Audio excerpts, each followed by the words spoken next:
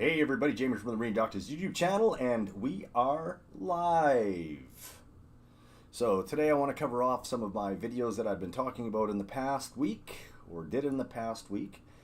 A lot of them were with regards to those Johnson engines that I tore down, some that I purchased, some that I had as trade-ins, and I want to get your guys' feedback on those. Do you guys like the videos? What did you guys think? I'm just going to see if I can call up chat here, one sec.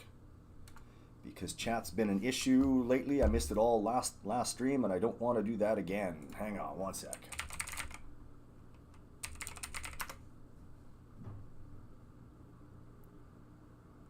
There I am. That's me right there. Okay.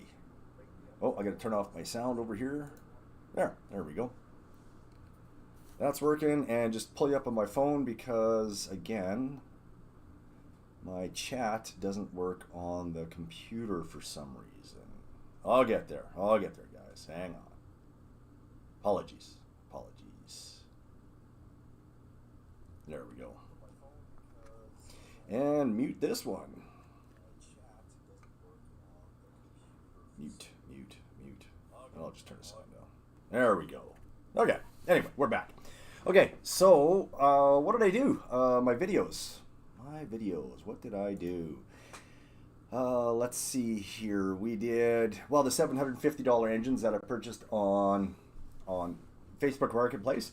There was some concern about those because I didn't actually have the opportunity to open any of that up, and I kind of looked at the engine from the outside and said, yeah, that engine looks pretty good.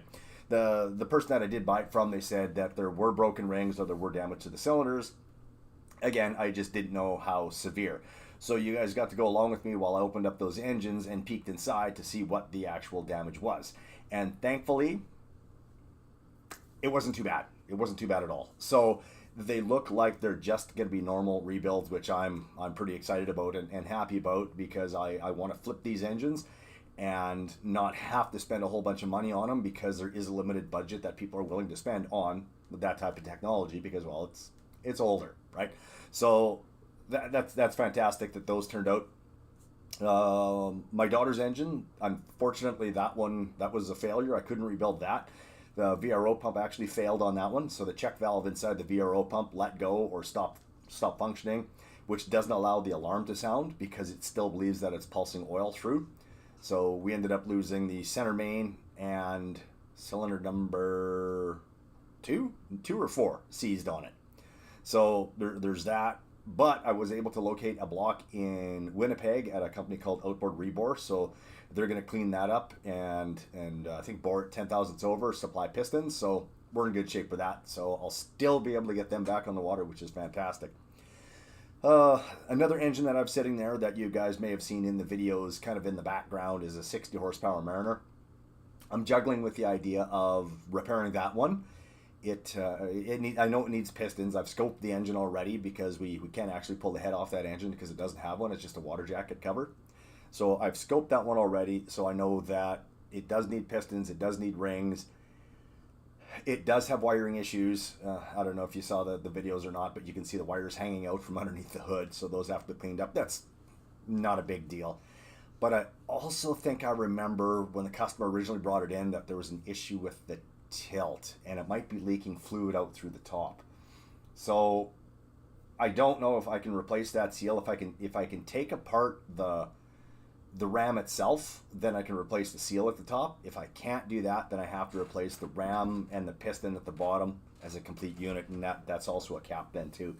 Just an added expense. And again, it's a 60 horsepower engine. It's from the mid 90s. I don't know how much money it's going to fetch. I need to cover the costs of doing it. So I guess, ideally my time is free in the off season, so to speak, because I'm not busy doing other stuff. So that's not really a concern. So I guess if I do have to spend a little bit more money on it, then it should be okay. It should be okay. I can still get those things up and running. What else did I have? So there's I tore apart earlier, but you guys didn't get to see it. It was an engine that I had sitting down in the back on the ground that I took in on trade. It needs a new head. It needs, well, a new piston, and it needs a new rod in that one. and they traded that in on a new 115, I think it was. So it's an Evinrude 100, some kind of special edition, anniversary edition or something like that. So I thought, what I'll do is I'll rebuild that power head and then I'll keep it on spec. So if someone comes in with, say, a 90 or 100 or a 115, I can disassemble their engines and put some of their parts onto that engine and then get them back out on the water, because I believe it's the same power head that's used between that platform. So then I'm only tying them up for maybe a few days rather than a month or so in order to get that engine up and running. And then when I get a chance, I'll rebuild their particular engine and then repeat that cycle as I go through. It'd kind of be neat to have a couple of those sitting around, but mind you, I think I'd rather have the room to work rather than having stuff like that take up space in the shop. What else went on this week? I installed or started the install of a 115 onto a bass boat. I took off a 115 Johnson's. That's Johnson. That's one of the engines that's being rebuilt. So that's a good thing. It's been a bit of a struggle though, because of it's almost as if they mounted the engine and then put everything together. It's just a really tough boat to work on, because it being fiberglass, I can't take anything apart. Versus the aluminum boats where you can take panels and stuff out. This is all just basically one collective chunk of fiberglass that's giving me grief. But I'm hoping to get it all finished up for Monday, Tuesday. I did run the cables for shift and throttle. I still have to run the control box cable, and I have to drill a hole into the side panel because I'm not going with an original panel mount, because I don't think I can physically get the new box in behind the fiberglass that they've got there. It's too narrow. It's just not wide enough.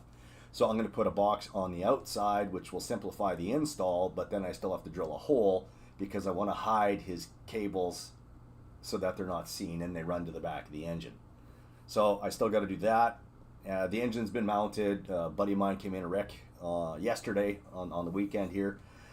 What was it? It was -8, I think, when we were doing it.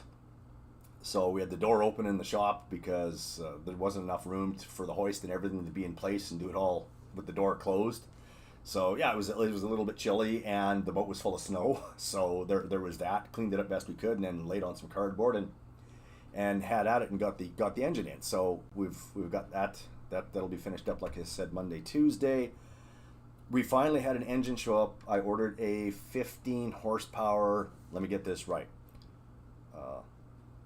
electric handle with tilt. And we ordered it back in May, and it finally showed up on this past Friday for the weekend. So I got to get hold of the owner and say, hey, your engine's here, and he wants it installed. It's just going to go on a small boat. But that was a really long wait, and I was kind of confused the whole time as why it would take from May, I believe May or June when they ordered it, until into November for that engine to finally show up. Surely they must have had some made somewhere, but from my understanding, they waited for 2 of them to get made, and 2 of them entered Canada at the same time, and luckily they sent mine out. Also in the deals with a 200 Verado went down for a fella. When he brought it in, I registered low compression on the engine, informed them that was happening, and he took it home and he opened it up by himself. So he opened up a Verado supercharged engine himself to look inside, in hopes that perhaps he could rebuild it, because I think he's a millwright, so he was going to have at it and see what he could do. And it's not that he got in over his head, he just found more damage than what he anticipated. So it looks like, I think maybe in February, he's going to pop by and order up a new 200 horsepower engine, and it'll be my first time doing the digital throttle and shift. So that'll be kind of fun. We hook it up to our computer. I've done it at school, I just haven't done it in the field. And when I say in school, it was a number of years ago that I actually did one of those. I think the last thing that I set up was a fuel tank to a digital gauge. I think that was the last thing that I actually set up. So yeah, that's what manuals are for, right? Or the helpline. Where are we here? Was that last week I talked about 1030 versus 2540 and the recommendations? I think I might have covered that in the other stream I did last week, but I'll touch on it again today. 1030 is the minimum standard that Mercury wants. So is it FCW is that the FCW? Yeah, I think that's it. That's the certification that the oil has to have to be marine certified. Typically speaking, 2540 offers better protection. Will you ever need the protection? Possibly not. Hopefully not. And if you don't, great. If you do, it's nice to have it. So that's kind of why I speed everyone along to wanting 2540, even though 1030 is written on our engines. Keep in mind that the factory always sends us out service bulletins, so we're kept in the loop, so we know what we want for those engines, whereas the consumer doesn't get to see that side of things.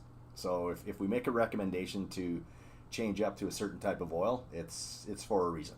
It's for a reason. What did we do for shorts last week?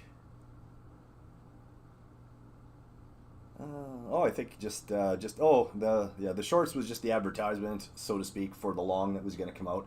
I do have another short coming out probably on Monday, and then the follow-up video for that will be maybe Tuesday. I'll see. I guess as soon as I see the viewership for the other videos start to drop off, that's when I try and drop the new ones, so that we get a constant flow of videos for you guys rather than you having to wait a week or two. What else do I got lined up? Nothing at the moment. I don't know if I'll continue the outside stuff where I walk around the yard. If I do, I might have to wear my snow boots because, well, it's snowed and it's cold, and I guess the next couple of days it's supposed to warm up again, so hopefully I can get out and I can do one or two of those. If you guys got any ideas for those, I'd drop them in the comments below. If you guys want certain things talked about, I'd love to help you guys out in any way that I can. Hats. I'm not wearing it today. This obviously says Puma or however you pronounce it. But I did order some TMD hats that will be coming out. I did a run of them, oh my gosh, 15 years ago, I want to say. TMD hats, they did quite well. So I'm hoping to get back into hats, and that's a good way for you guys to help support the channel and advertise for me. And yeah, I think kind of would khaki gray make any sense for the color I picked? We'll see.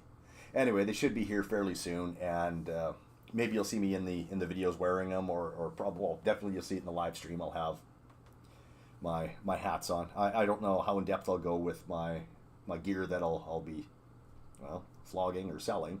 But yeah, let's get the word out and start helping people and do the best we can. What else was there? Been golfing at the shop. You guys probably don't want to hear that, but yeah, I've got a sim at the shop that I use. Get the boys in on Mondays and Thursdays because we changed our hours from 8 to 5 back to 9 to 3, and soon we'll be doing 10 till 2. It's just not busy at the shop right now. We don't do anything for the winter, so that's that. So why do I not see...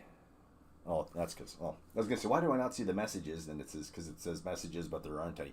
If you guys want to chat, I can read them this time. It'll pop up for me.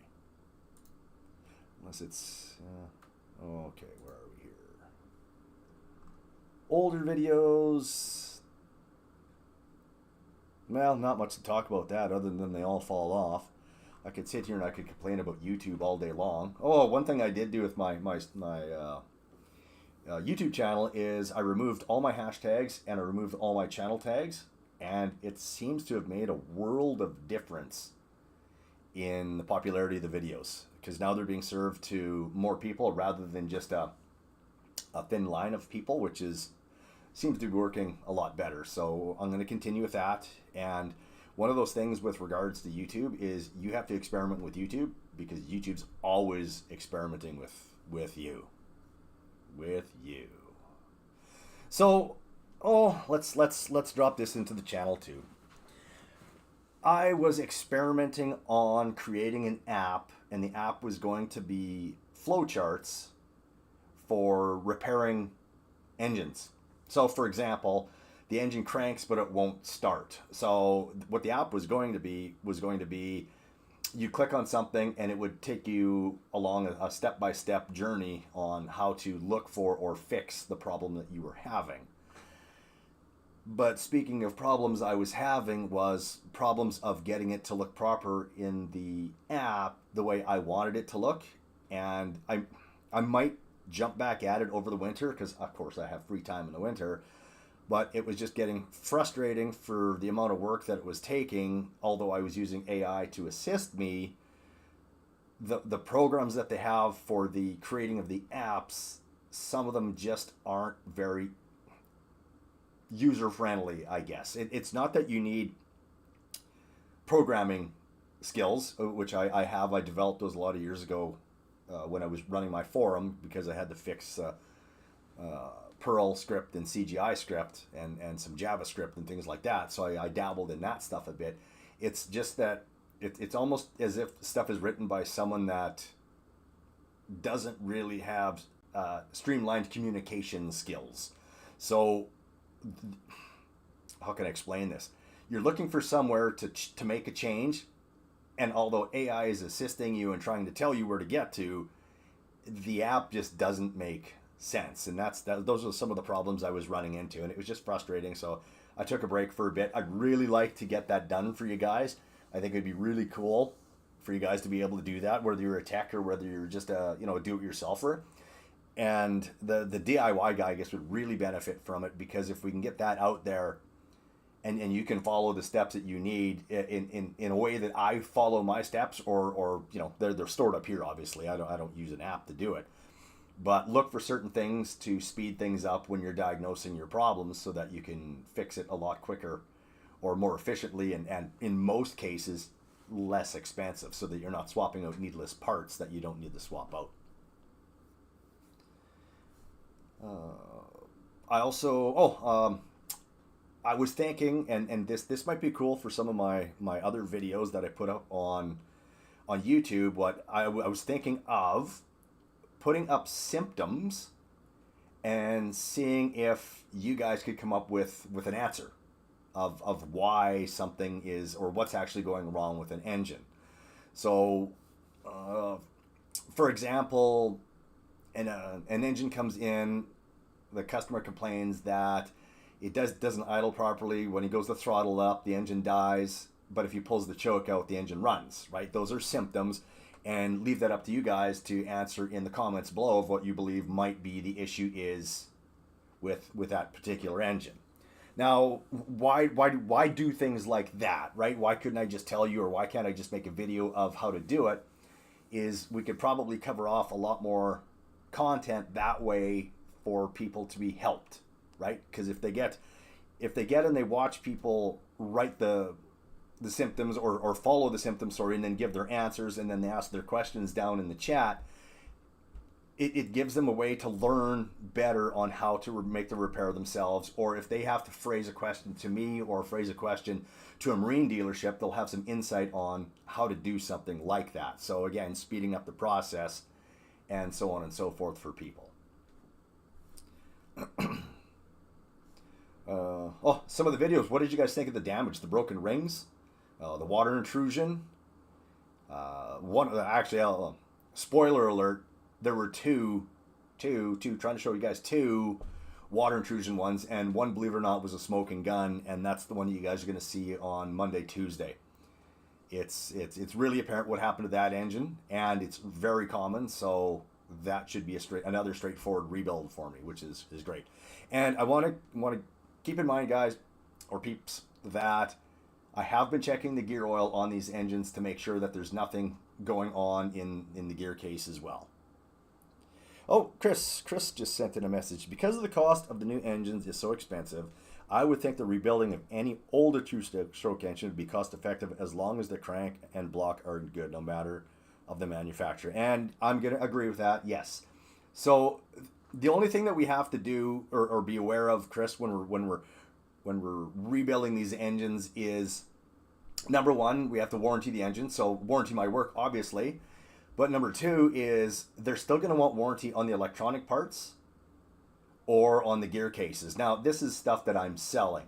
Stuff that a customer brings in for repair, all I have to do is warranty my work, which is perfectly fine and a lot easier for me to do. So you don't have to make enough you don't have to make great deal of money in that kind of situation, because I don't have to offset anything with a what if. Now, I'm also considering doing a different style of warranty on the engines that I sell.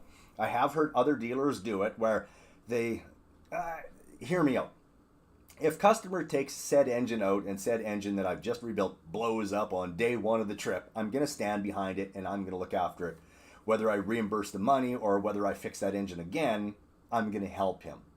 But down the line, if say we want to give a 6-month warranty, for example, something along the lines of a 50-50 warranty would be more in line with the engine. Because you need to remember that I'm taking a risk on selling an engine. The customer's taking a risk on buying that engine. So 50-50 would be 50% on parts and 50% on labor. And hear me out, may not even charge the labor, right? It just may be 50% on the parts, because again, we're both rolling the dice on recreating something that may or may not be functional elsewhere on the engine. An example would be if I was silly enough to say, I'm going to leave the VRO pumps intact and sell an engine to you, that would just be setting me up for disaster, because on engines where a VRO pump is 20 or 30 years old already would just be utter nonsense. So all of these engines, I'm going to block off the oil and let them run their VRO pumps still, but just on the fuel side. I think that's what I'm going to do, just to be safe. And then mix it at 50-1 and or 25-1 for break-in. Chris says, great videos, by the way. Thank you very much, Chris. Are you liking that last week of videos that I put up? Doing a little bit of diagnostics for you guys, some stuff that you typically don't see.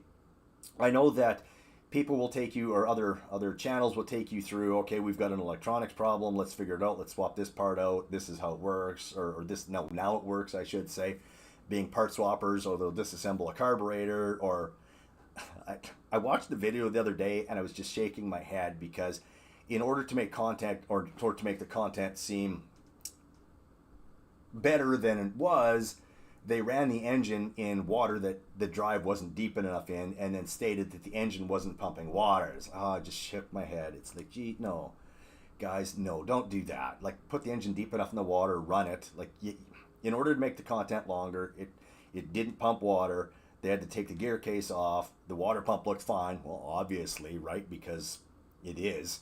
And then they went after the thermostat and took the head off, and just creating content is fine, but don't create content under false pretenses, right? Find an engine that really needs the work and do that work on the particular engine. And that's sometimes where, when I do a tune-up on an engine, unfortunately I get to the point where I have to stop, talk to the customer, and the customer will say, well, no, I don't really want that done, so there ends the video, right? It's not like I have an endless supply of engines at the shop that I can just do videos on, because a lot of the stuff that I do at the shop is repetitive, right? A water pump, do the carburetors, check for spark, check compression, and it's stuff that you guys have seen millions of times. So what I thought was, if I could open up an engine and show you guys what the inside of the engine looks like, and how we prevent these problems from happening again, I thought that would be a really cool series that I could have. And I think for the most part it's working quite well. I would have liked to have gone more in depth, but as a one-man show in the shop and trying to get as much content out for you guys as I can, and not scripting anything, I think it's working. I've been doing a lot of the stuff on my phone, whereas I do have my GoPros that I use, but that's really time consuming. And if you're doing it in your backyard, that's one thing, but when you're doing it as a business, that's another thing, because I can't afford to tie up the extra time all the time to make and set up camera angles and so on and so forth. Coming home after, I like to do the work at home, editing the videos and stuff. It's just that there's no time sometimes during the day in order to set things up. when we did that long project that we did, excuse me, which was to get the boat ready for those people for Father's Day, as much fun as it was doing, it was so much extra work and frustrating extra work setting up the cameras because it slowed the process down so much, right? Taking an engine off, putting an engine on, putting a control box in, all of these things. These are things that you do inside of hours, right? Not days. And that's where the problem comes in for the longer content, right? Frustrating, but again, I enjoy doing that kind of stuff for you guys so that you guys can see. And my goal of that video was so that you guys could see what actually happens throughout the day at the shop. What I'd really like to do is if I could put a camera on my head and on my chest and walk around and you guys could see what I do throughout the day. I did attempt that one day, but you don't know what the camera's really looking at, I guess, was the problem. So when I viewed the video after, I wasn't happy with what it was. Chris, I have a 2003 Bayliner 185 Capri paired with a Mercury 125 outboard. Is this a normal pairing? Because most of the boats I've seen, like mine, have an inboard or an inboard outboard. I still see those boats come in with those. Up here in Canada, we had a Bayliner dealer that was not far up the block, and they sold tons of Bayliners. Now, albeit the majority of them had 3 liters in them, but I would see Bayliner boats with Force engines and Mercury engines, very, very, very, very, maybe even to the point where I probably haven't seen a Mariner engine sitting on them. And every once in a while, you would see a repower come in with a Johnson or Evinrude sitting on it. But yes, 125 Mercs, they were a common go-to engine for the outboard versions. If they didn't have that 125 or a 115 Mercury on them, they had 120 Forces on them. And in your case, the 185, I think I've seen them come through with the F5 on them, which was a Force 150, so the inline 5. Great platform.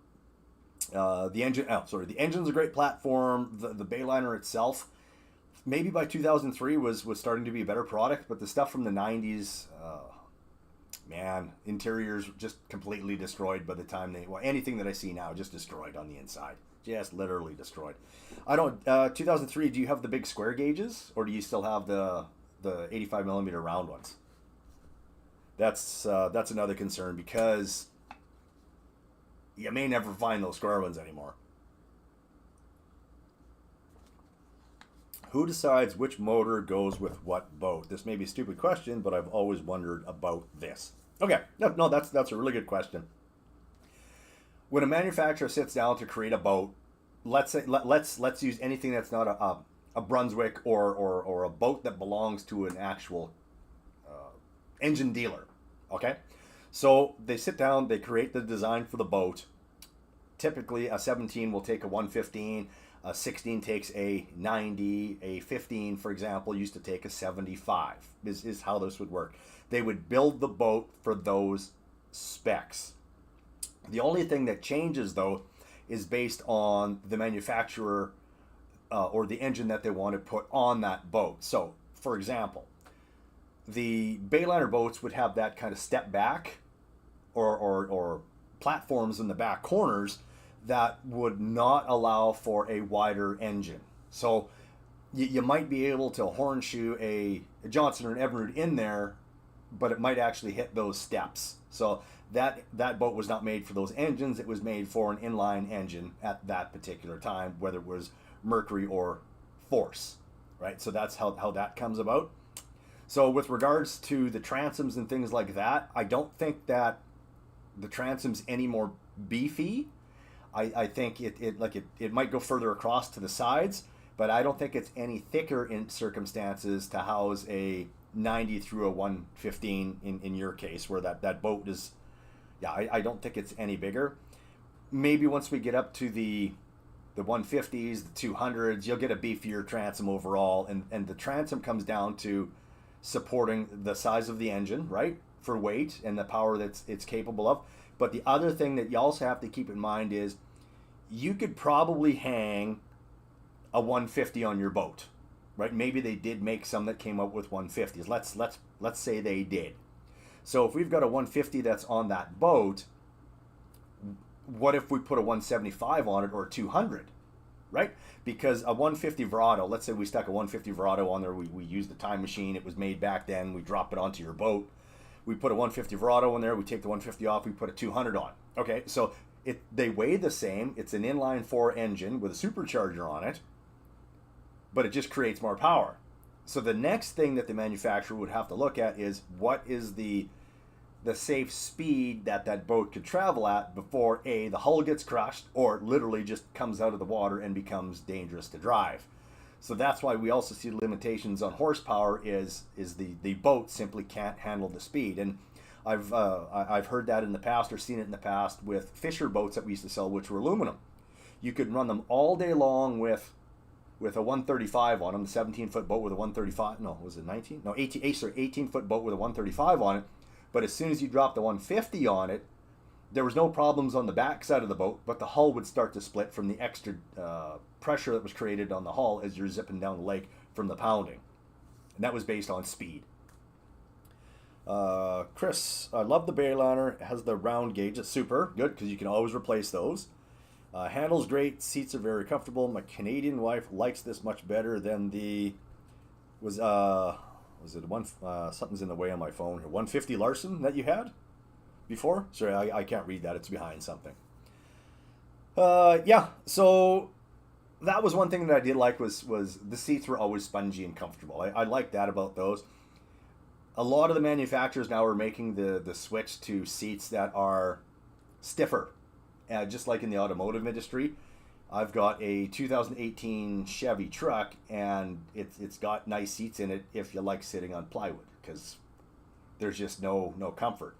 Prior to that, I had a 2005 H2 Hummer, which was sitting in luxury. Like you'd sit in the seat and you'd kind of just sink down like it was an old comfortable chair you'd watch TV in. But yeah, those days are gone, and I think the interior is gone too. Like even unless you're going to spend or purchase a really high-end boat or get specific seats ordered for that boat, you're probably going to get something along that maybe Wise would sell that isn't top end, but it is what it is. Hey, I watched the video, Boat Busters, I think it was, the other day. Yep, go watch him. He does good content. It's fun to watch. But they rebuilt a pontoon boat, or he went to a place and helped rebuild a pontoon boat, and they did inside of 48 hours, I think it was.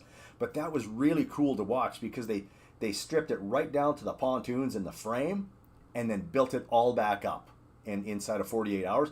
And I did some research on the cost to rebuild a pontoon boat from just the frame and the pontoons, and it came to, what was it, less than 20 grand in Canada money, so probably what, 15,000 US to rebuild everything on the boat outside of replacing an engine. So that was brand new updated railing, that was brand new flooring, that was a brand new floor underneath the flooring, that was a brand new pedestal, brand new seating. You could change everything on the boat to make it look brand new and just keep your frame and your pontoons.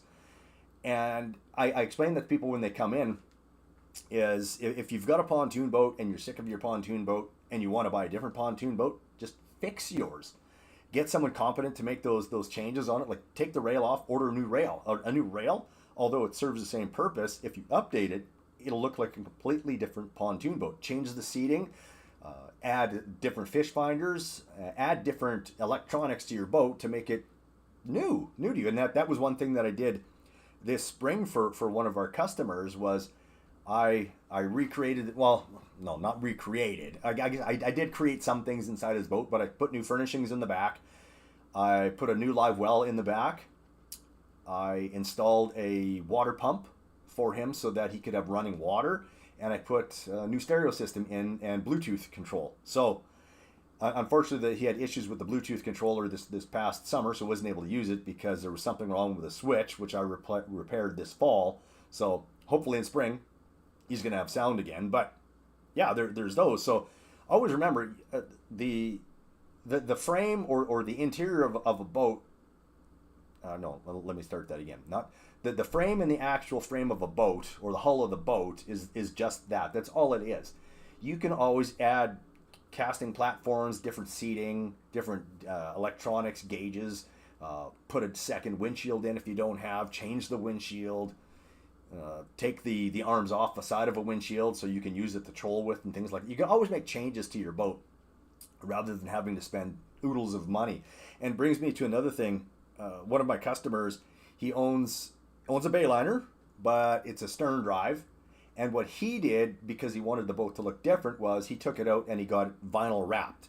So he got it vinyl wrapped, obviously above the waterline, and he got it in kind of a pearl, purple, blue, green changing style. So depending how the light was hitting it, it would change the color of the boat. You know, kind of retro. It's what he was after, but that's what he did.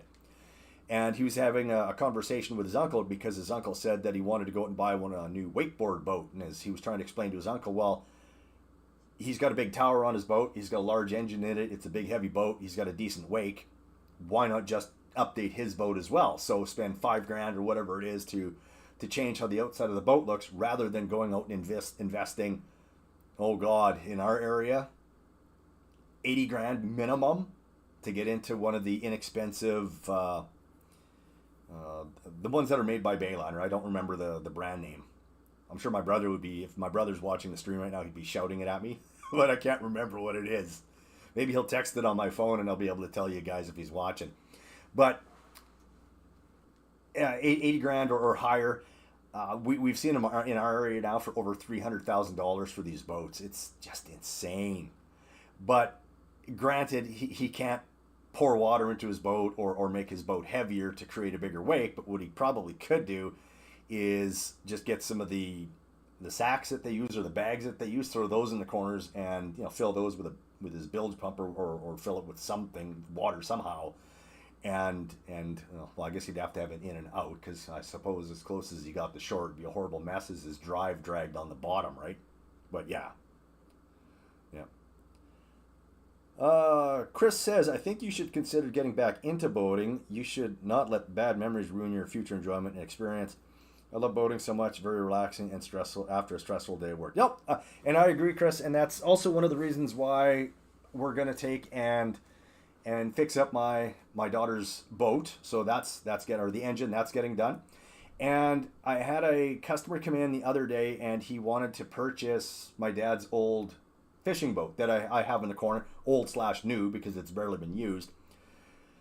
He offered us $13,000, and I said, how about 13 plus tax? And he said, how about I just don't buy it at all, and left it at that. So it's okay. So now we've got a fishing boat and a runabout, because they've got a glass-drawn SV17 with a 140 on it that we can use. So I guess maybe what I should finally do is take the boat out to the lake and go fishing.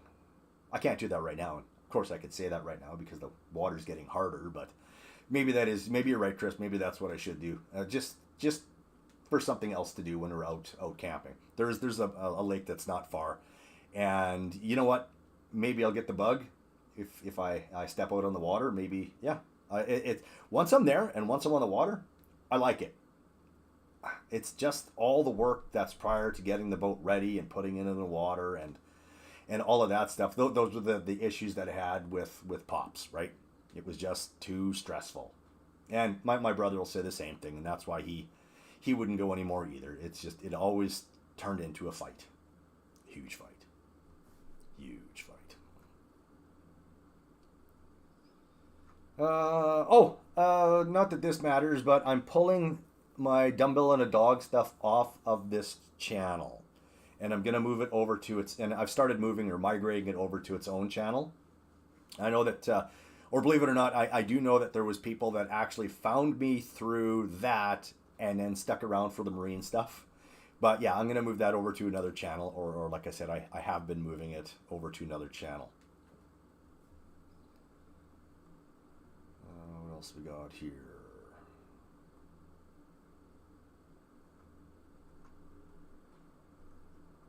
Sorry for the not talking. I'm just looking at stuff here. I talked about my app already, the flow charts.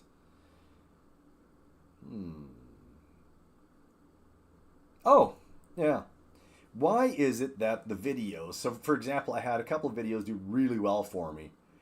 One of them was the one where I kind of fired that customer and told him never to come back. It's odd that that one did so well, and my videos that don't do well are the ones where I do repair. Is it just the repair is just aimed too solely at such a small niche of people? I think that's the reason. Whereas when people see anger and whatnot on the internet, it kind of just makes them want to watch. It's weird. It's just weird what's happened with YouTube. YouTube used to be a place where the DIY guy could go and find out a bunch of information about stuff and fix things, and it's kind of just went south. Oh, what else do we have happening? Do we got any? Oh, I had a fella had put a deposit down on two 9.9 engines. This was, geez, February, I think. And throughout the year, he'd been putting money down to pay him off. And on Friday, he finally came and picked him up. Trog wants to know how it's going. It's going very well. You got late to the stream. What did I start? Ooh, 30 minutes ago, I think, but welcome. Let's see. Motorhead. Yeah, drama pulls in views. Yeah, it definitely does. Yeah, non-stop. Oh, yeah, non-stop corrosion. Oh, Motorhead. I 100% agree that yeah, and that's why I'm happy that I don't have to work in that kind of atmosphere with corrosion. Chris is always taking my wife and her girlfriends out on the lake. After seeing one of your videos, I definitely want to name it the Babe Liner. Oh yeah, that one that was sitting outside the fence. Yeah. But your wife is fighting you on that? Again, so if I get some of the comments wrong, it's because down in the very bottom there's a heart that's blocking everything for me seeing in the corner. So I have to kind of maybe make up what I see in that bottom corner. I hope I'm right when I say that. But yeah, the Babe Liner. Now, I also had a couple customers come in and they commented on the Babe Liner, and unfortunately they said it's a popular name. So it wasn't original as I thought it was. It's cool, but yeah, it's not as original as I thought it was. But hey, if your wife's hot, it's the Babe Liner. And you tell her that's why. You tell her that's why it needs to be called that. But I also heard that it's bad luck if you change the name of a boat. So if you've named it something already, probably don't change it. Unless you want to get a four-stroke down the line and maybe put a supercharger on there. Yeah, then change the name because the engine will probably go out and that'll be your bad luck.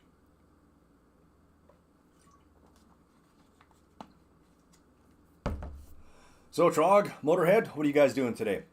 Did you guys watch our CFL football game yesterday? My team won. I don't know how they did it, but they won. In the end, they pulled it off. I don't know who the players are. It was the first game I watched all year. But number 18, he dropped 3 passes in a row. And I'm like, why do you guys keep throwing the ball to that guy? He just keeps missing. So they went to different receivers, marched down the field, and they won the game with 11 seconds left on the clock. Yay! What else?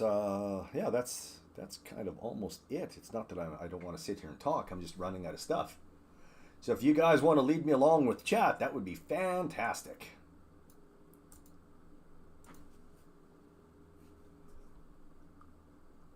Oh, I guess new guys. Oh, you're welding the snowplow on your truck. Oh my goodness, you guys get that much snow there? I use the same tractor to remove the snow at the shop that I pull the boats around with. Trog, not a sports guy, do fishing and hunting and getting ready to cut some wood. Oh, so you live out in the country, Trog, or is that what the wood is for?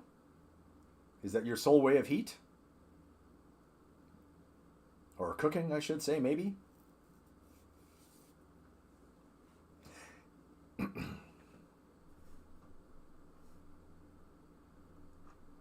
And what do you guys think? The past videos that I did, Chris already answered about the diagnosis type videos that I did. What do you guys think of those? Good idea. Keep going with that, or something along those lines. Mid-Missouri, and I use it for heat. Oh, so no gas then, or just strictly like outdoor life kind of living, and that's your main source of fuel.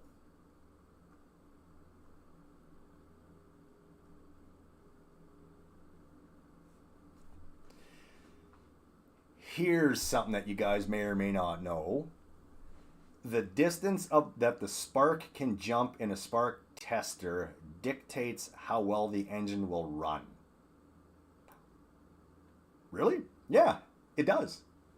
So you can actually blow out the spark on an engine at high speed if you don't have a strong enough ignition system. So if on your gauge you're reading it and it's coming up and it's just a little tiny gap, that may not be enough for high speed and would limit you to the amount of RPM you can make. And this is one of the reasons why, if you've got a Mercury engine, so listen to this, Chris, because you might need to know this somewhere down the line. Oh, Chris, also there was a black stator implementation, or no, sorry, a red stator implementation. So if you're running a black stator, it can just up and fail for no apparent reason. Well, the reason is the vibration and small windings in it. It basically destroys itself. So that's something that you want to keep an eye on, or change, because it will eventually fail. If you've made it this far, you've been extremely lucky. But Mercury runs with a high and a low speed stator, so the low speed stator doesn't create as much spark as the high speed, as the high speed joins in on the low speed to create more spark. So if you've got a high speed side that fails, your engine won't accelerate past a certain RPM. 2000, 2100 or something like that, I think you can make it to, and then the engine will just fall on its face because there's just not it just won't reignite the air fuel mixture. It's kind of a neat thing to know in case you're ever diagnosing your engine and for some reason that's one of the things that's happening. Gas as a backup, wood boiler outside, the strongest heat source I've ever had. Oh, well, that's good. Chopping your own wood, yes. Where do you have to purchase the wood? Do you have wood that's out in the trees, dead wood, things like that, or in the forest, I guess would be the term?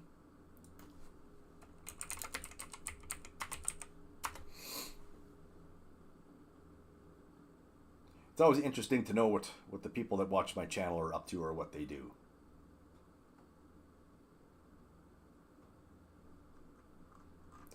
So, your guys' thoughts on premix versus oil injection. Let's maybe hear those.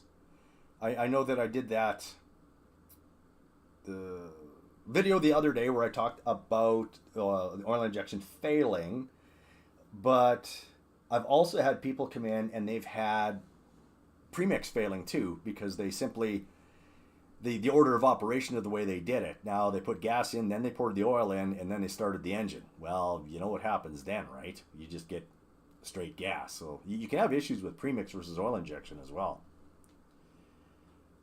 Chris, I installed the new Mercury stator and new trigger the first year I bought the boat. Found some old stock new parts on eBay. Okay, but the question is this, Chris. Is the stator red or is it black? Even if it was new old stock, if it's black, it'll fail. Trog, no, cut my own, have a proper... I can't see what's under there. And also tree trimming service drops off their unwanted wood. Oh, well, that's good. But the tree trimming service is... Do you have to wait for that wood to age? Or season, I guess is the word, so that it burns properly? I guess there's always that possibility.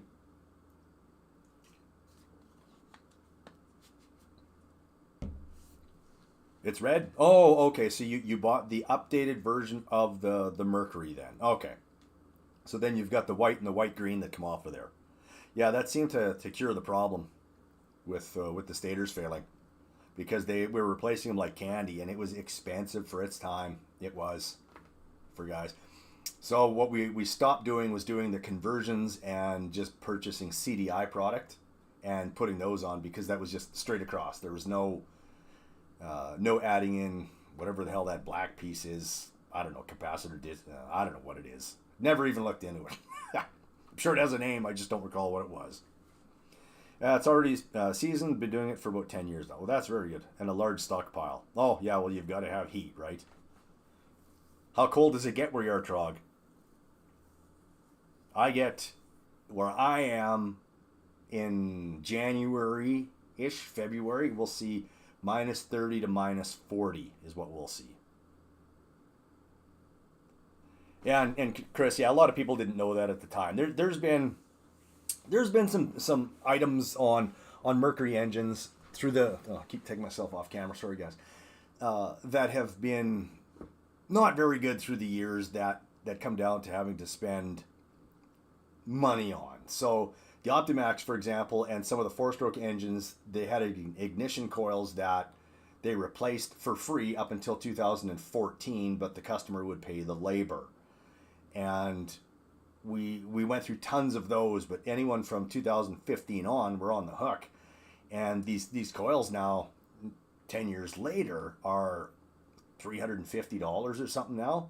So even if they come, so in Saskatchewan, a lot of people, they don't get a lot of hours on their boats. So we might see an engine that was purchased in 2008 to 2025 come in with 100 hours on it. They don't get a lot of hours on.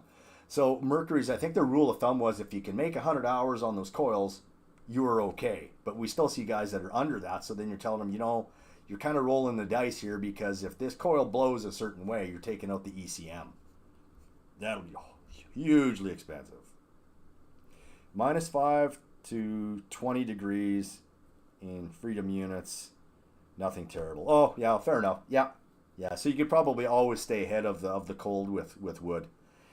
Yeah, I don't know what we would do here is if the heat went out. I think majority of the people everyone would just, I don't know, die, I guess. We'd all freeze to death because everything is ran here on gas. The odd person is going to have a fireplace, but the fireplace isn't set up to, or typically isn't set up to heat the entire house. It's just to heat up a room. Minus 20 to minus 6 where I am. Yeah, minus 6, that's t-shirt weather for us in the winter. Yamaha outboard electronics never fail much. No, you're right with that, Motorhead. I could probably count on my hand the amount of times I've had to deal with electronics on Yamaha. I know I've done some ignition coils on the 15s. I know for certain I've done a power pack on, I want to recall this properly, I think it was a 90 that I had to do the power pack on, and a power pack on an old 115 from, that would have been mid-80s, I think. It had all the screws for the terminals, but that's pretty much it. But yeah, Yamahas have been pretty solid for ignitions. Motorhead, I have a 1990 50 horsepower Yamaha, all original, thousands of hours in salt water. So I'm guessing you flush it and you spray it all the time, like a corrosion guard on the electronics or on the engine itself. And how, I'm going to say, take a guess at this one. Chris, you're asking how dependable is the oil injection on your Mercury, so the gear-driven version that you have?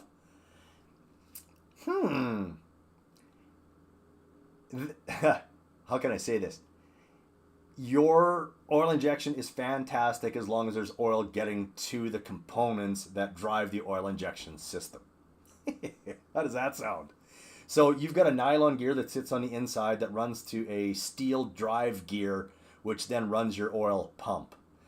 I've probably seen 3 of those nylon gears fail, but the way your system is set up, and it should be wired in, the alarm will go off if it senses that the key isn't, I think that the engine is running, because it takes a pulse from the green wire to tell it that it's running. And if it senses that magnet's not going past, or on the drive shaft past the pickup, it sets the alarm off. So if it fails for that reason, you're pretty good. It's a decent enough oil injection system. Trog is stating to Chris, they are pretty strong systems. Most failures I see them overheating, taking out the plastic gear, and the check valve failing. Yes. So I don't think it knows if oil is actually flowing. It knows that it's spinning, like the drive shaft is spinning. I don't think it knows if it's flowing. So keep that in mind. There's no... Glance over your shoulder every once in a while. Check your tank. Make sure that the oil is dropping at a rate that it should be. And we'll touch base again with my daughter's engine, so they had VRO on there, and it was probably supplying some oil, but just not enough to save the engine. So, you know, you always keep that in mind. You always want, irregardless, you still want to see smoke. And that would be one of the reasons why you would never go to a smokeless oil. I know it exists, but you seeing smoke when your engine running is kind of a secondary alarm system. Let's see here. Motorhead, the work is all done in the marina. OMC VRO oil injection is no good. Mercury use Makuna as for the pump. Makuni Japan oils like Yamaha. Yes. Let's see here, Chris. I did look over the gears and looked the gears over when I re-ringed it last year. Looked great. I replaced the clevis on it for corrosion. The clevis on it for what is the clevis? You mean the sacrificial anode? Is that what you're talking about? And it wouldn't hurt sometimes to even go in and replace that nylon gear, because that nylon gear can wear as well. And actually, I've also pulled out the shaft, the drive shaft, and seen wear on the drive shaft. So, yeah, it almost looked like it's kind of a powdered steel in some areas, which would mean that there's wear taking place, a shiny area in the place where it's wearing, and a powdered look where the gear itself isn't touching. So we know that it is wearing. So I'll always take that into consideration. Chris, if your drive happens to go out, you can pick up an SEI drive. So that's Stern Drive Engineering. So it's an aftermarket drive. They come with 3-year warranties on them. And fantastic drive. We haven't had any issues outside of paint chips. The paint struggles a little bit. Maybe they've fixed it in the past. But I know sometimes when we install them, you set them down on the floor and then pick them up, and the paint's gone in an area. So out comes the marker, or out comes the can of paint, right? What would you guys think about, and I think I tried to do this a lot of years ago, doing live streams from the shop? What do you guys think of something like that, where you're actually watching me live, I'm interacting with you guys while I'm actually doing a repair? What would you guys think of something like that? Let's see. Trog, check your tank to see if the fuel is getting into the oil system. Engine creates more fuel pressure than oil pressure, so when the valve fails, it will pull gas into your oil tank, leaning out the oil. Let me think if that's...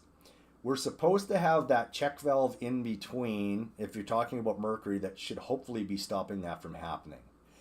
I think it would be... If that check valve failed, that would happen. But you're right. That would be also something you want to look for. See if the oil is thinning out. And guys, it never hurts to change your engine's oil. So the 2-stroke oil, it never hurts every once in a while. I know it costs money. Take it out, dump it out, flush the container with fuel, and put new oil in. It never hurts to do that, and it can save you in the long run, because we've seen Optimax oil gel at the bottom and plug up the filter. And then bye-bye engine. Yeah, so Trog, I think the failure that you're mentioning there, that the failure would be a symptom caused by that check valve failing. So if person went in and they suspected that it was the oil pump, for example, and they replaced the oil pump, and it's actually the check valve, they still have the issue of that check valve that has failed. So we always want to go, and I'll tell you guys this. When I looked at one of my engines earlier this week, or this past week, and I did a video on it, I gave my result too soon. I was still looking at another symptom of the whole problem. The whole problem was that this piston was getting so hot that it was burning the oil off, so that it wouldn't lubricate the rod and the rod bearing in behind. But what I said was the seal failed, but the seal failed at the bottom because of the heat generated by the piston, because we also saw the crank seal, debris was getting past the crank seal and then getting into the other seal, which then caused the oil leak at the bottom. So we had a number of things going on, and I jumped the gun on that one. I apologize for that, and I made a running change in the description. I don't know if you guys picked up on that, but I did attempt to repair or fix what I had said. Several motors failed from water in oil injection tank after bilge rent. Yeah, so Mercury's oil injection is sealed in the boat. So if we've got an oil tank that's inside the boat, it's supposed to be sealed because we pressurize the tank and then the oil pushes up into either the oil pump or into another tank on the boat. That's how that works. Johnson and Evinrude, for example, they don't work that way. So if you get water in the boat and it's deep enough, you can actually get water in your tank. So again, keep an eye out for that. So how would we look for that? We would look for water sitting at the bottom, give it a shake, and see if it kind of looks like a lava lamp, right? You got two different movements taking place in the tank. Outside of that, again, take the tank out, dump out the oil, start over, put new oil in. Never hurts. Yeah, and Motorhead dumps out his tank every season and cleans it. Water sits at the bottom and gets injected into the engine rather than the oil getting through to the engine. Now, if that was happening, okay, and we caught it early enough so we didn't seize up the engine, for you guys that are techs, okay, where would you first see the damage on the engine if water was coming through, getting into the carburetors and going through that way? Where would you first see that? I'll answer it for you guys shortly, but if anyone in chat knows, throw me the answer, or throw me what you believe is the answer.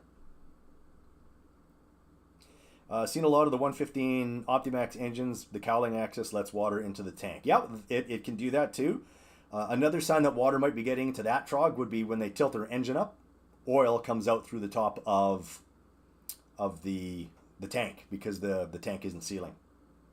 So and not only is that on the Optimax engines, but that was on no, would be on the Optimax engine because they have that extra cap that's at the top. I was thinking the other two strokes we have to physically open the cowling in order to get that cap off. But the guy's well would be full of oil and be getting oil everywhere.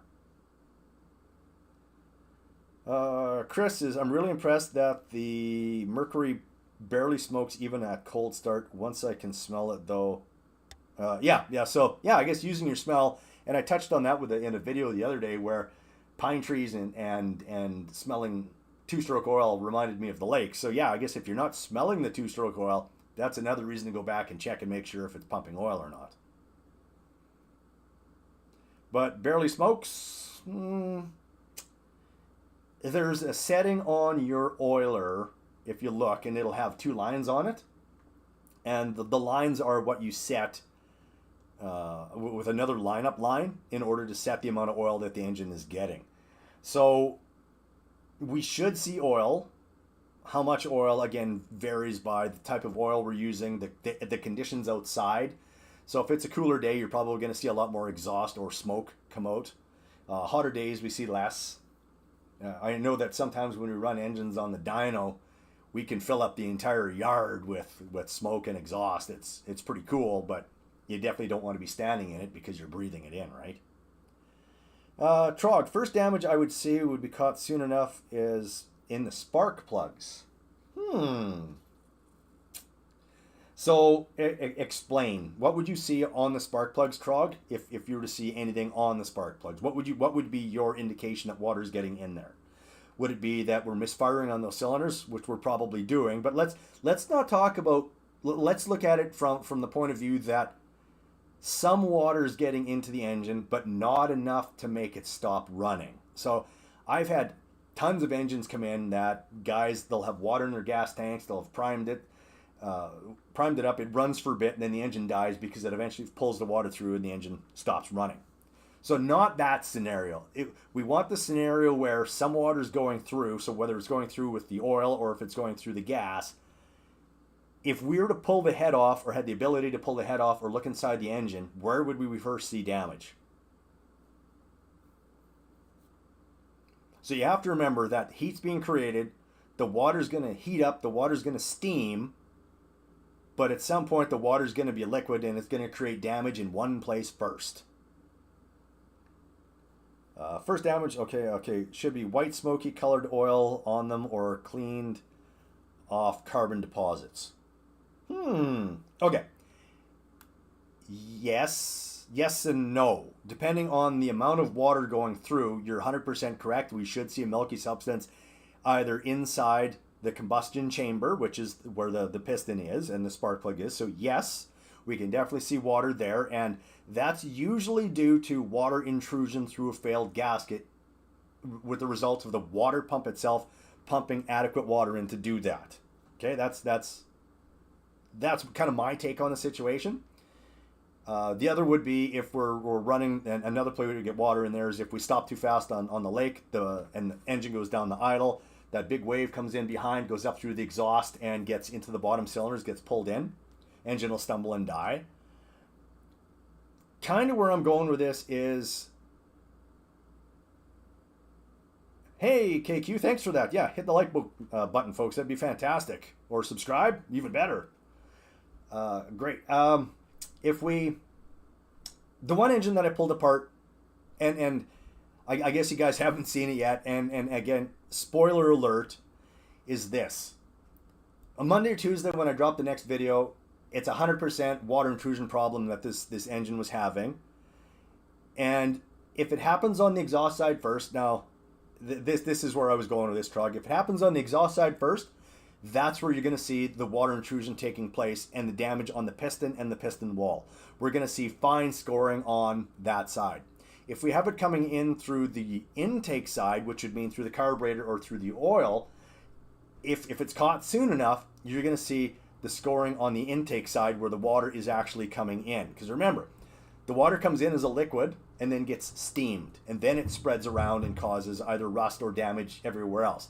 If not caught in time, we'll see pilling on the intake side, which means that as the piston moves up and down the cylinder, there's no lubrication there, so the aluminum starts rubbing off the sidewall, and it gets onto the cylinder wall, and then the piston will physically start moving across towards the exhaust side. Now, as that happens, the exhaust side being the hotter side will take damage faster than the intake side, and then we see a migration of damage over to the exhaust side. So sometimes it's hard to diagnose what actually happened with the engine. So what do? We check the person's engine oil, we check the person's fuel system, and we check, fuel, and then we check the fuel system to make sure water hasn't gotten in there. Once that's eliminated, then we can make the educated guess, or the informed guess, I should say, that the water came in from the exhaust side, and that's where the damage was taking place. So water is tricky to diagnose. It's similar damage on both sides, and if it's caught soon enough, the smoking gun is it came through the intake, or if it's damaged too far, as we saw on the one piston that I showed you guys in the videos last week. It was really hard to determine what actually happened to that because there was so much heat generated.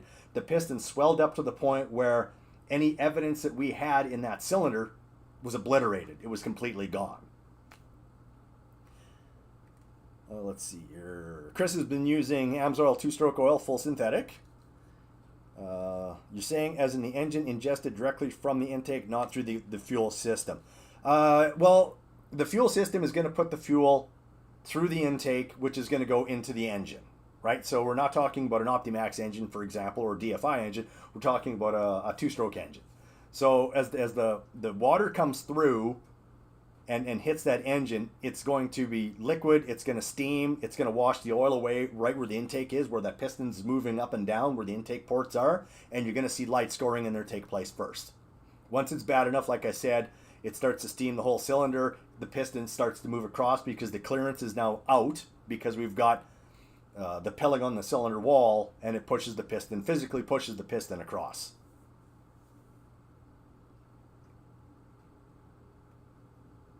KQ says ingested through the exhaust at idle when it slides to a stop. So hear me out. There's exhaust reversion. I think that's the what it's called. Let me look here. Reversion, I think is the call, or what it's called. I'm looking. Okay. So exhaust reversion is a phenomenon where exhaust gases or even water flow backward into the engine during a valve overlap, potentially causing performance issues or serious damage. Now, it can happen in a 2-stroke engine as well.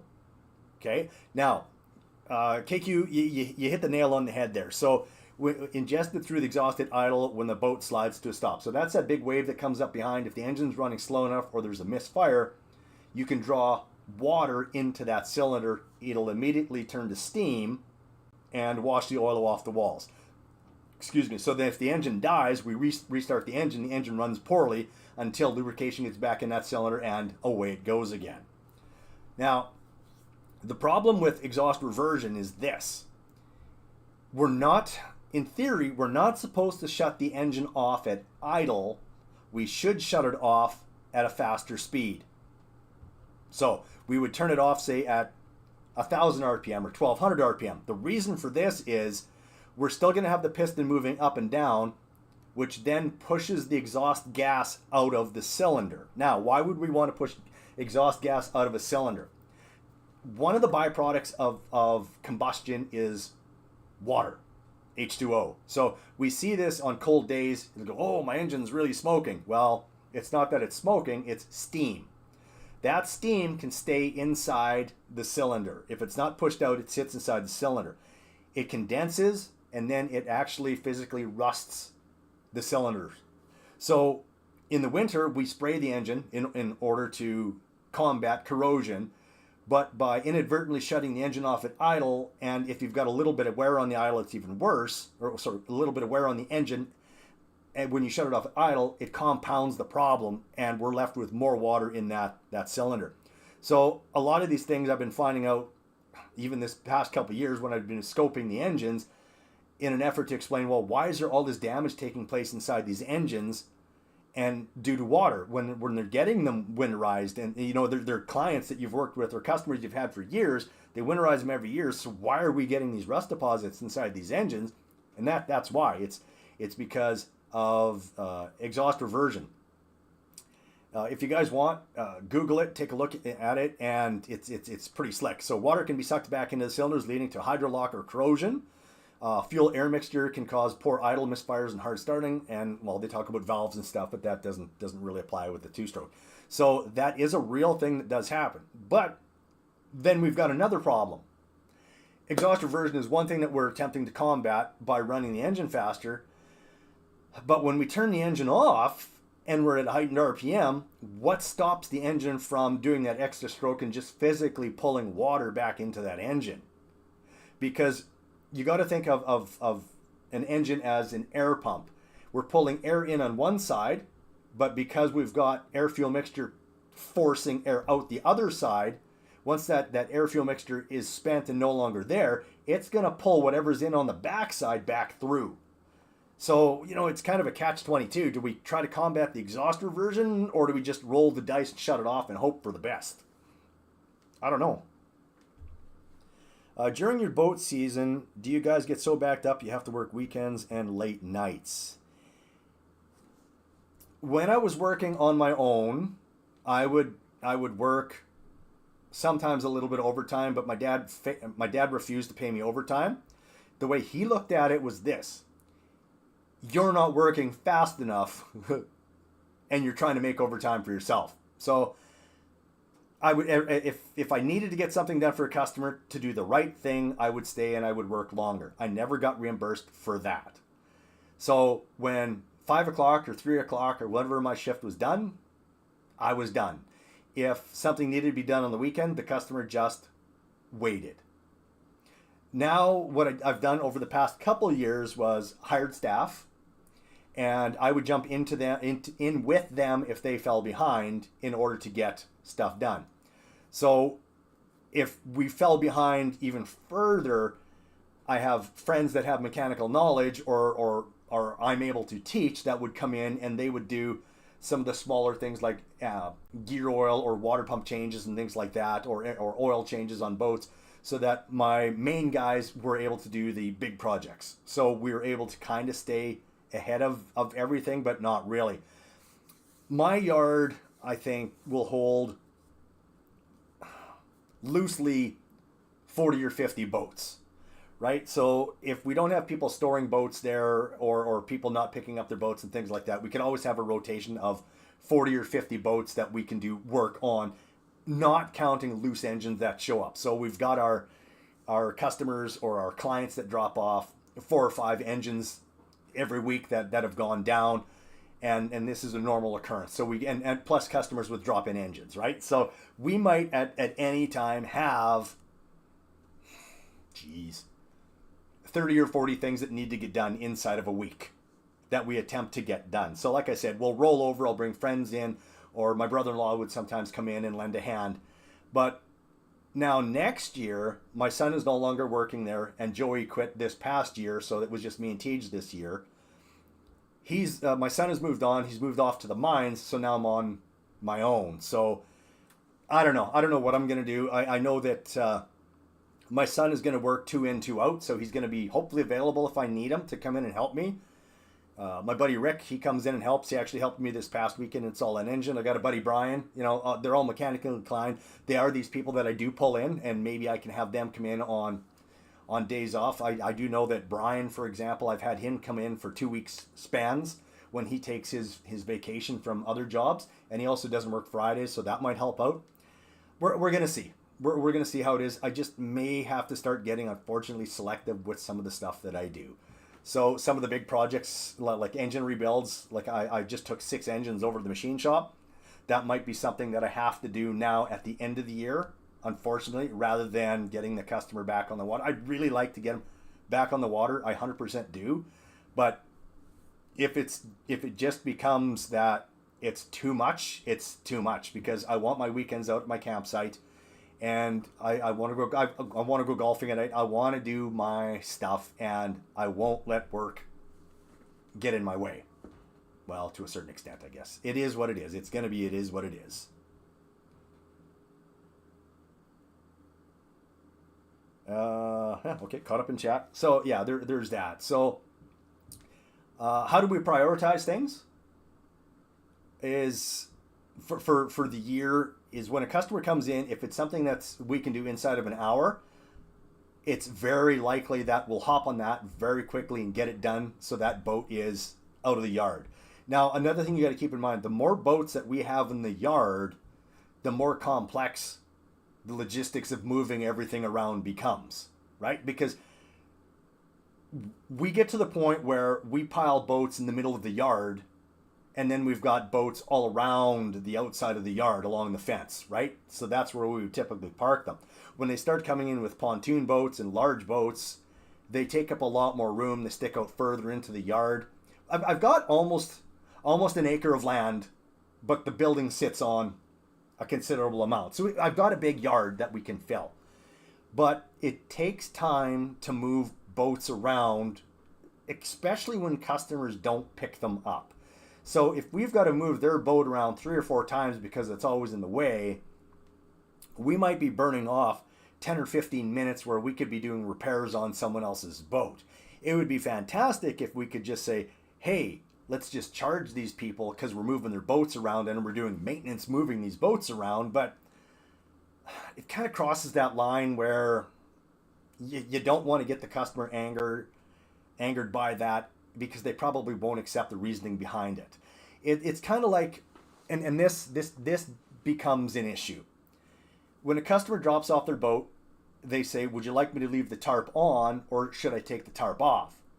I would really love you to take the tarp off, and I would really like for you to take all of your paraphernalia out of the boat, right? Because there's nothing worse than climbing into a stern drive, for example, and they've got their tube is still in it. They've got their knee boards in it. They got their ropes in it. They've got a cooler in it. They've got their porta potty in it.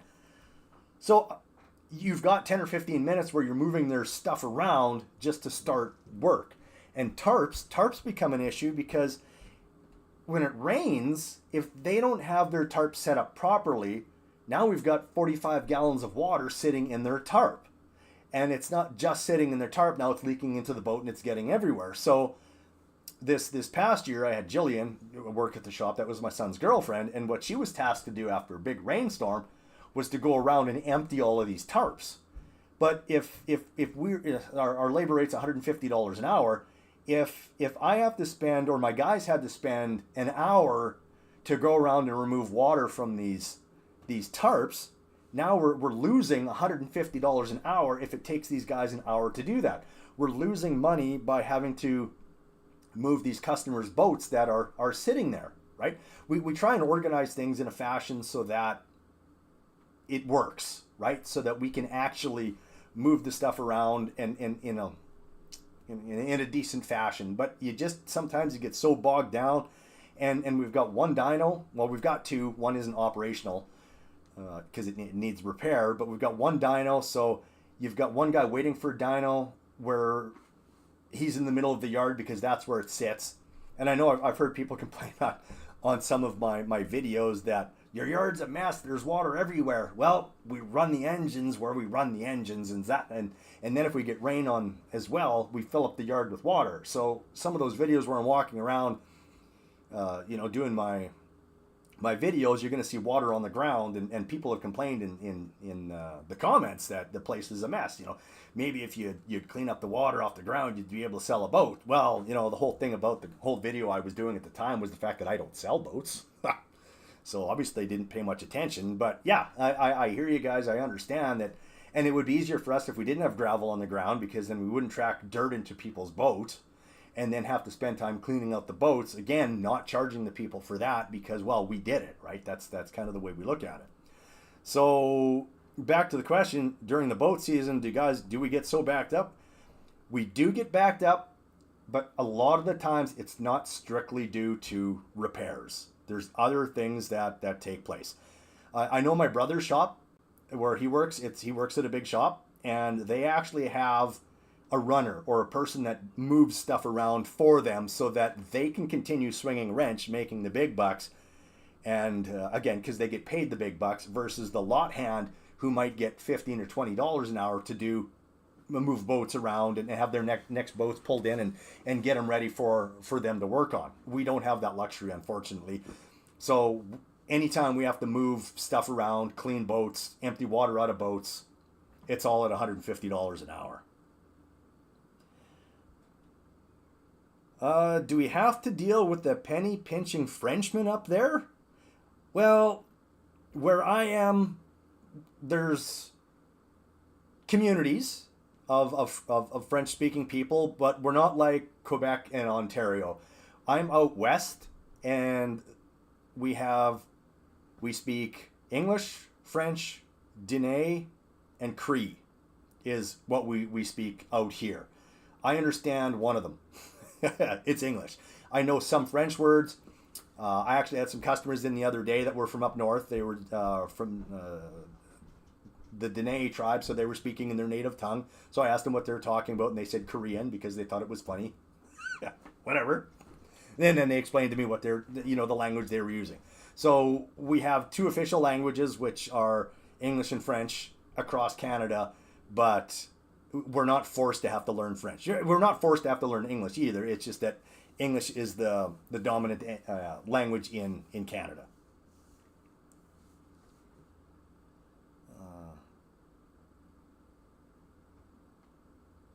So Trog says to Chris, see 60 weeks is 60 weeks from starting the Memorial Day weekend up until the day where I'm at right now. So that's, you guys are going strong with 60 for 60 weeks, Trog? Is that what you're saying? I get the luxury of winters off, which is fine, and I've done that for a lot of years. Well, probably since I was 19 or 20 when I started actually doing this every day or every season. I think there was only one year that I took off, and that was when my son was born. Oh, 60. Oh, yeah. Again, I apologize. The HR was underneath the little heart, so I couldn't read what it said. So you do 60-hour weeks. Oh, my goodness. So are you getting 20 hours of overtime, or are they banking that for days off, or what are they doing with that, Trog?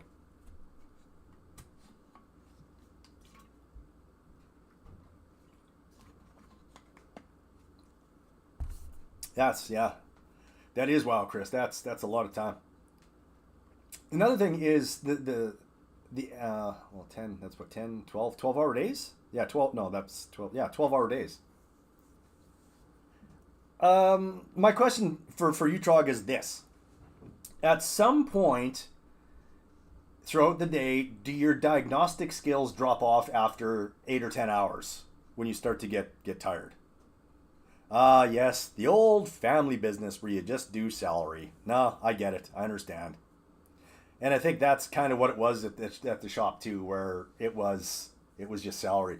When I was working with the boys, or when I had the boys after I took over, uh, they would work days in lieu. So if for example one of them showed up 20 minutes late, it was excused because they would work or could work another amount of time. So if they stayed late, or if they showed up late, they had to stay late in order to make up their time. Sick days, they would get sick days. All these other things that I typically didn't get, I would give them because it's the way places should work. Chris says, my wife is from Quebec and can't stand. Well, I'm going to read it in my head, but I'm not going to say that because that's not fair for me to say that, or I don't want to say that and get in trouble. Anyone following along can read it. I'm not saying it. But yeah, there's that, right? There's always going to be the political thing that's going to happen wherever you are, unfortunately. And whether anyone agrees with it or disagrees with it, that's fine. Everyone's entitled to their own opinion. And we'll leave it at that.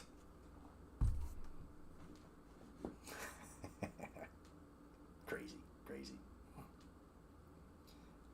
I always have days where I feel I'm burnt out, and it does affect my quality. Typically on those days, those burn through the quick jobs or the already diagnosed. Yeah, that's a very good way to do it. My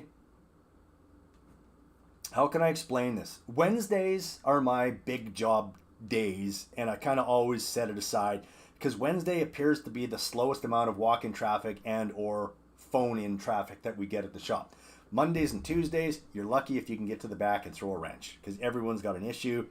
Thursday and Friday, the calls are already starting to come in, or people are picking stuff up, or they're getting ready for the weekend, which takes away your time. So we set aside Wednesdays for the big days. But you're right. Sometimes it's a nice reset just to do something simple. I agree with that 100%. The quick jobs. You can see them clutching their wallets. Well, maybe times are just tough, Chris, I guess. They're tough anywhere. And I think the world just and businesses, they just need to have a better understanding of what the customer is going through. Like, we don't know everyone's story. We don't know if they're rich. We don't know if they're poor. We just have to have an understanding that if we're nice and we try to help them out in some form or some fashion, that somewhere down the line it'll be returned to us, with more customers that maybe come in and so on and so forth. So what Chris is commenting on is the fact that it sounds like some of the customers that come into the shop are a little bit tight with their wallets, right? Which is fine because we don't know their story, right?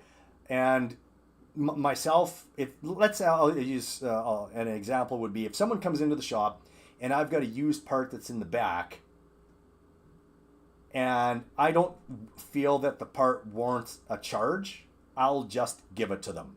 Like a used part that's been sitting there for years, that's just in the way, and they leave so happy. And it's just really nice to see these people are happy that you did this for them, right? Because they're going to go and they're going to tell other people of the service that they got. I know that if you guys go through, and again, I work at Ron's Marine, that's what the business is called. If you go through and you read some of our Google reviews up until I took over, some of them were negative, right? For reasons. Go and read them. Some of them are comical because it's not the way the place is now. And I think since I've taken over, it's all been straight fives, right? Because I go the extra mile for people. I'm friendly. I'm helpful. Sometimes I'll do things for free out on the front lot, just to keep people happy. And it's because it's who I am. It's just what I do. And it's been really helpful doing it that way. But I would really like to get those old reviews removed because they still bring my average down, unfortunately. So Trog, we're open Tuesday through Saturday, and Saturday is the slowest day for you guys.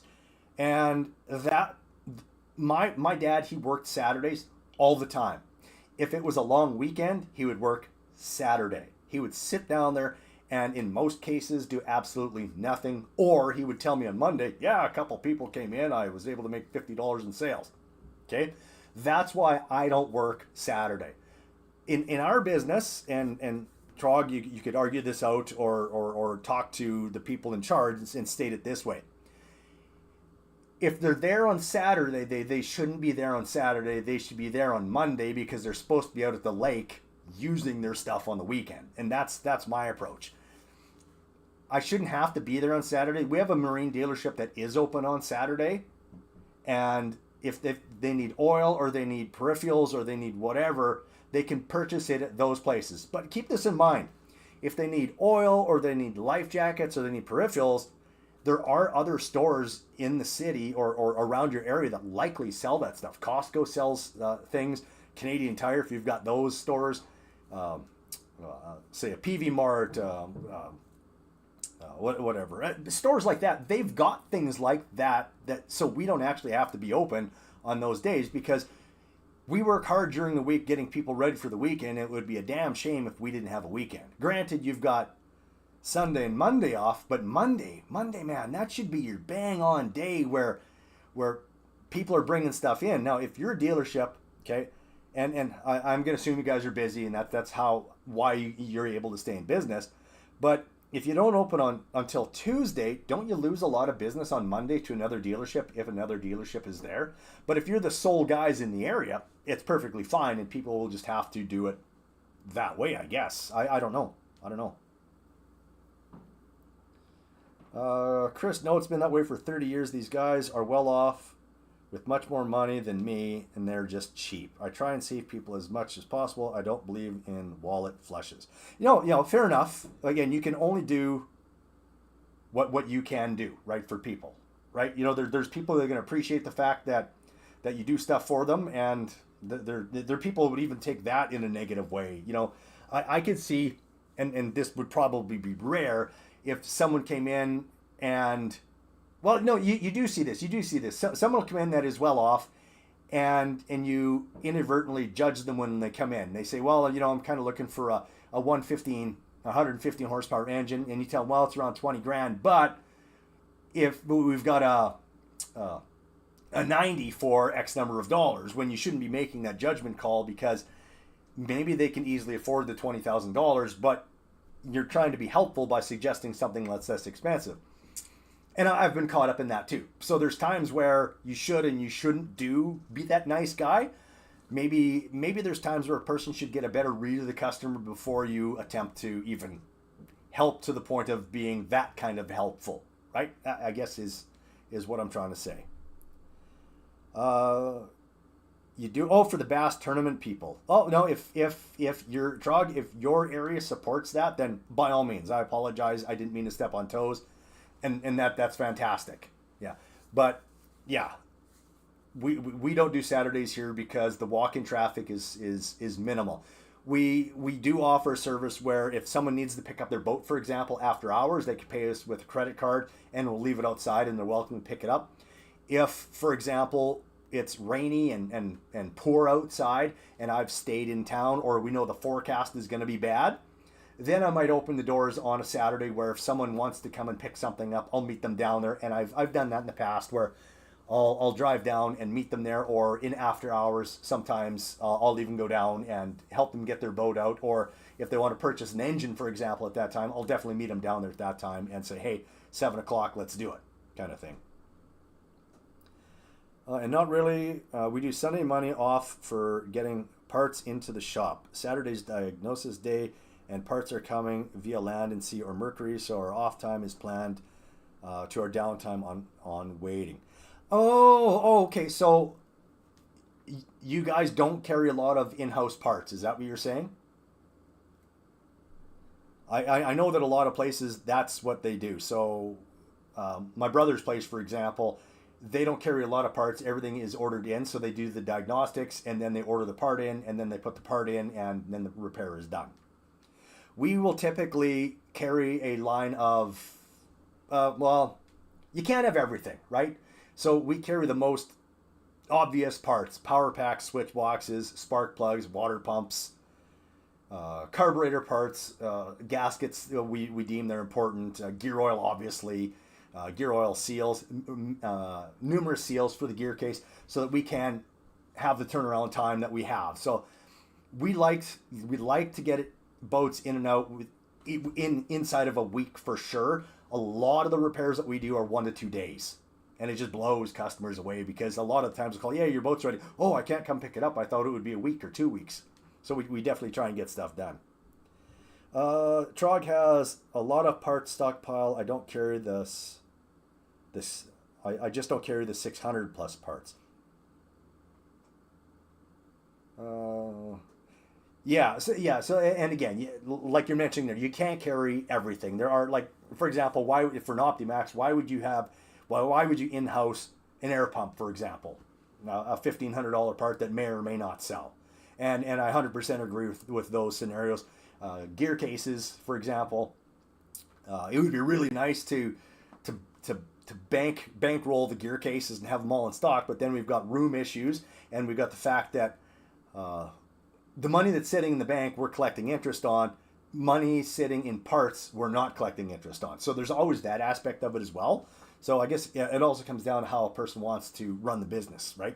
You can let your money make money for you. So if you've got enough money in the bank to be making, say, $1,500 of interest, oh, by all means, keep it there. Don't dump it into parts that are going to sit there. But mind you, investing in parts and creating more business to yourself can also offset the amount of interest that you're making on that money too. So again, not a financial guide, not giving financial advice. I'm just saying that's the way I look at it. Chris, we appreciate the live streams. Jamie, appreciate your expertise. Oh, no problem. I like doing this. Trog says $600 up in parts. Try not to stock. It breaks unless they break a lot, right? Yeah, fair enough. I agree.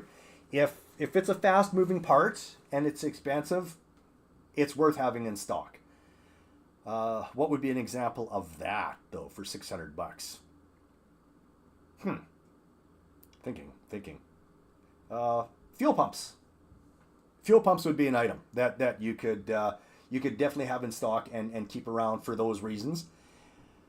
But I also want to point out this: you can buy the same aftermarket pump that's not technically aftermarket. It's got all the same numbers on it from the US at Summit Motors. They carry a lot of fuel pumps, and I've bought them and they work fantastic. There's no issues. There's no built to Mercury specs. They're the right pump. It's the 100% right pump, and it works fine. So you can buy a fuel pump and stock 6 of them for the price that Mercury wants for 1. It's crazy. Chris, what baffles me is people will buy a brand new 100. No, well, I'm missing.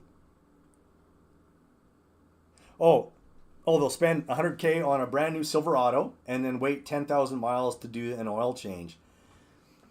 Well, a lot of that comes down to the perception and of A, the oil they're using, and B, what society or what the manufacturer is now claiming.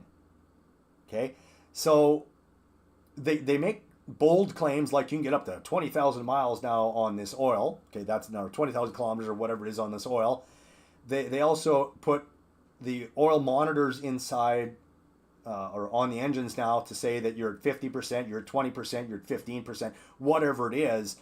And this allows you then to creep up and over what the allotment hour or what the allotment kilometers are, right? So, that's kind of that's a judgment call where people have been steered in so many different directions through the years, where it used to be after 5K you've got to have your oil change. Then it was 7,500. Then for a while it was 3,000. Everyone's got their different view of when and if you should do. Believe it or not, if you should do oil changes, judging by some of the stuff I sometimes see coming through the shop. It's like, hey, can you check my gear oil? Yeah, it came out in lumps, right?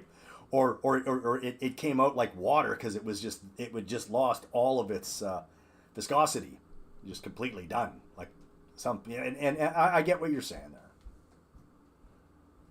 And the oil monitor system isn't accurate. It isn't accurate, but it's a reminder that your oil does need to get checked. Because my wife, for example, she usually takes her sticker and she puts it on her windshield and says, well, I got my oil changed in February.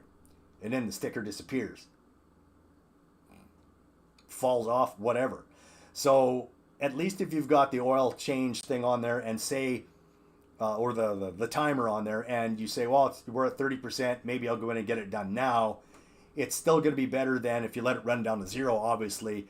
But if you don't know when you're supposed to get your oil changed, it's a reminder, right? So people are probably more apt to be a little more diligent getting oil changes with the ability to see that that's something that they need to do.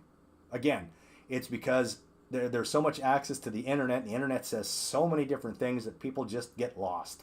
They get lost in what, we'll look at the marine industry, for example. You're to change your engine oil every season or every 100 hours. So that means if you went 101 hours in the season and the season's half done, what are you supposed to be doing? Getting the oil changed. But they can't make that connection, so they still wait out the entire year. Now, after 100 hours, Mercury's saying that the engine oil needs to be changed because after 100 hours, it's possible now that the oil's degraded far enough that now you're causing damage to your engine. And of course, we don't want damage to the engine because we've just spent X number of dollars. So I just, what did I, the person that's going to be buying the 200 from me this year, or in February, I think is when he mentioned he might come back in. It's a $30,000 to $40,000 engine by the time it's installed. Okay? You 100% want to be doing your oil changes on time with that engine because of the investment. Obviously, to keep that engine running for as long as it can, to give it the best opportunity to continue running for as long as it can. But there's people out there that just don't do that. There's people out there that believe that it's never going to happen to them. It's never going to break down. I didn't do it before. And you know, that was one of the videos that I did walking around the yard. It's that guy, right? There's always that guy that sometimes is able to make years and years without doing any kind of maintenance. And I still get guys that come in and they claim, oh, I haven't done any maintenance for 15 years on my engine. And you look at the engine and go, well, yeah, I know. I can definitely see that. Here's your bill, right? But or you scope the cylinders and go, yeah, I guess you should have done at least some winterizing because now your engine's hooped, right? Well, can you do anything? Well, we can bump up the idle, but that's just a Band-Aid fix. That's not a fix. It's just kind of patching it. Well, let's do that. Well, here's a screwdriver, buddy. Do it yourself. Because now you're going to take and sell that engine to someone and it's not working properly and it got worked on last by Jamie at the Marine Doctor, or sorry, Ron's Marine. We definitely don't want that happening either.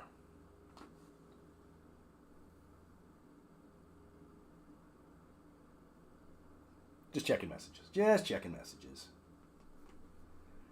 Okay, but guys, I really appreciate the talk today. I'm probably going to do this on Sundays. I think Sundays works better for me than Fridays do because my wife likes to hijack my Fridays, and stuff happens on Fridays. Well, we're watching the ball games, we're watching other things on TV and stuff, and wifey time. Let's call it wifey time.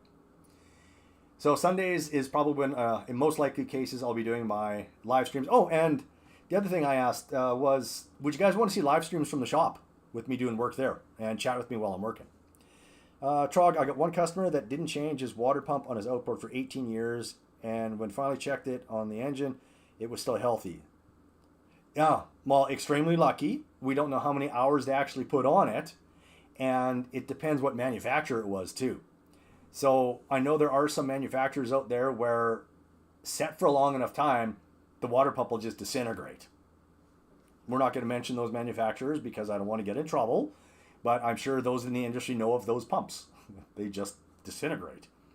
I've seen a lot of the engines that are V4s last for years to the point where they've worn out the housing and they've worn out the base plate, but the impeller looks fine. Chris says yes on working live stream. Yeah, the problem is though, who's going to be around to watch it? That's where the problem comes in. 115 Yamamerc on a dock pusher. Oh yeah, Yamamerc. You mean the Mercahaw, Trog?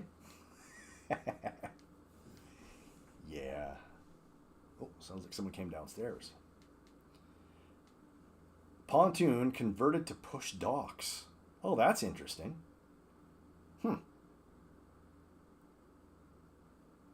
Yeah, I've never heard of anything like that.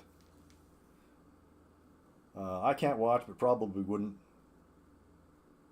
hurt you. Yeah, you know, it'd definitely help. Yeah, it'd be interesting. You know, but again, we'll see. We'll see.